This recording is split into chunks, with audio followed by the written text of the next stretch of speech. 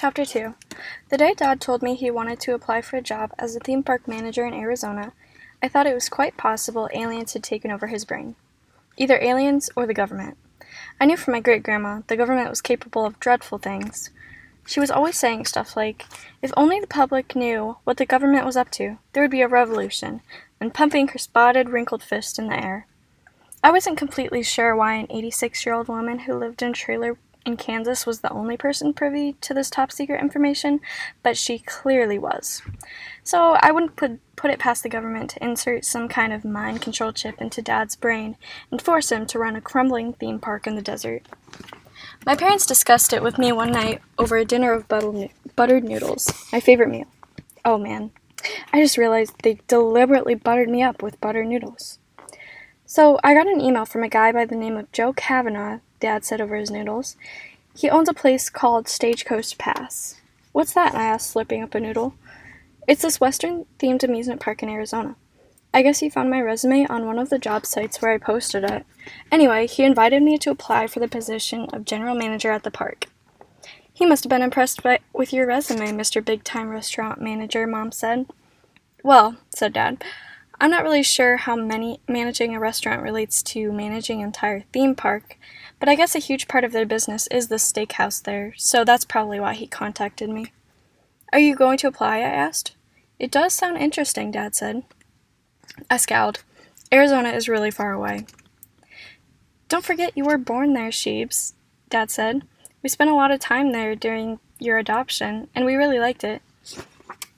We even thought it might be a great place to retire one day. The winter was so beautiful, warm and sunny. I'm sick of icy winters. What's the summer like? I asked. Mom grimaced. I've heard it's like the surface of the sun. It could be an exciting adventure. Dad waggled his eyebrows at me. Swimming and soccer all year long. I glared at my noodles. I don't think I want to play soccer on the surface of the sun. Come on, said Dad. You're such a pro. You can play soccer anywhere. Stop trying to entice me, I said. You haven't even applied yet. Well, if it's okay with you, I'd like to. On the one hand, the thought of leaving Kansas, and the only home I could ever remember, sounded worse than anything.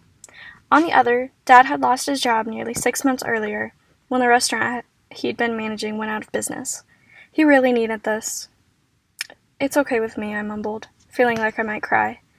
Dad applied, and then he and Mom were invited to go to Arizona for an interview to check the place out. And then they were invited to stay and run the theme park together. Turns out it was more of a 2-person job. And so we sold off a ton of our furniture and donated the junk we didn't need and packed the rest of our belongings into a giant pod that would magically disappear from Kansas and magically reappear in Arizona a week later. We drove our old car 1,000 miles westward across the country, praying the entire time we wouldn't break down. We managed to make it in one single long day without stopping at a hotel until we got to Phoenix. By the time we arrived, Dad's eyes looked like atomic fireballs, and Mom's hair looked like she'd taken a spin in a hairspray cyclone. Early the next morning, we drove by the giant covered wagon with Stagecoach Pass printed on it in large brown block letters, and I saw the park for the first time. Then, I knew for sure the government and mind control chips were involved. Chapter 3. We parked in the large dirt parking lot and got out of the car. I squinted from the bright hot sun. Had the sun been this bright in Kansas? I didn't think so. I looked around. I'd never seen so much brown before. Not a patch of grass anywhere. Did grass even exist in Arizona? Again, I didn't think so. We walked over the compacted dirt toward the entrance, which wasn't yet closed up, even though the park wasn't open yet. I guess they weren't too worried about people sneaking in. A lizard skittered across the dirt in front of me, and I jumped back. The dirt never ended. There were no sidewalks or grass or paved anything at Stagecoach Pass, just dirt and old wooden buildings with old wooden steps and old wooden porches that looked like they might collapse at any time. Good morning, a cheerful gray-mustached man greeted us from one of the porches. He wore a cowboy hat and held a mug of something steamy. Coffee? In this heat? Good morning, Mom and Dad said at the same time. Nice to see you again, Gary, said Mom. I looked at her. He's the one who interviewed us, she whispered to me. He's the accountant for the park. Gary walked down the steps. And this must be Avon. Our one and only, Dad said, squeezing his arm around me. I gave Gary a polite smile. He seemed nice enough, even though his gray mustache was awfully pointy. "Well," Gary said, tossing his coffee on the dirt, where it dried up in about 2 seconds, "I bet you're tired after your long trip. I'll take you to the apartment." As we trudged toward our new living quarters, which were apparently located right over the steakhouse, Dad asked, "So when do we get to meet Joe Kavanaugh?" "Oh, no one ever meets Joe," said Gary. "Not around here much." "That's strange," said Mom. A business owner who doesn't even visit his own business?" Gary smiled and tilted his hat at her. "That's why Joe needs good managers, ma'am." Mom and Dad had described the apartment as a cozy but humble little place. They weren't kidding about the cozy, or the humble, or the little. Gary and a few other men from the park, all dressed like cowboys, carried our stuff up from the car. After Mom and I finished putting away my suitcase of bare necessities, she said to me, "Why don't you go out and explore, honey?"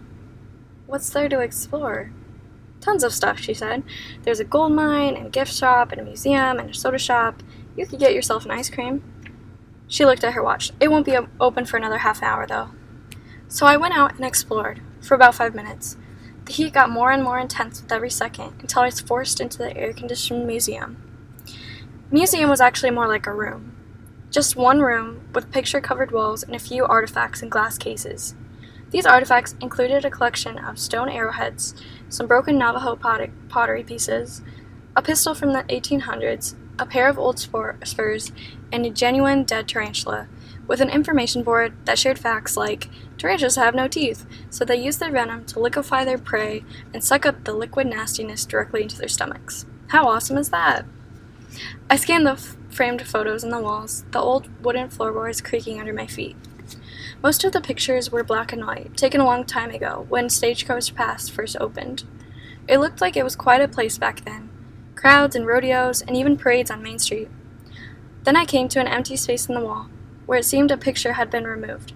The nameplate beneath the empty space had been left up, and said, "The Kavanaughs, Stagecoach Pass, 2004.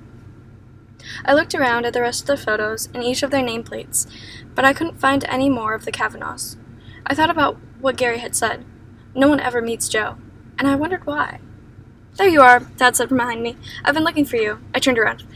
"Just getting some cool air." "Don't worry," Dad wiped the sweat off his forehead. "It will cool down soon." "Guess what?" "What?"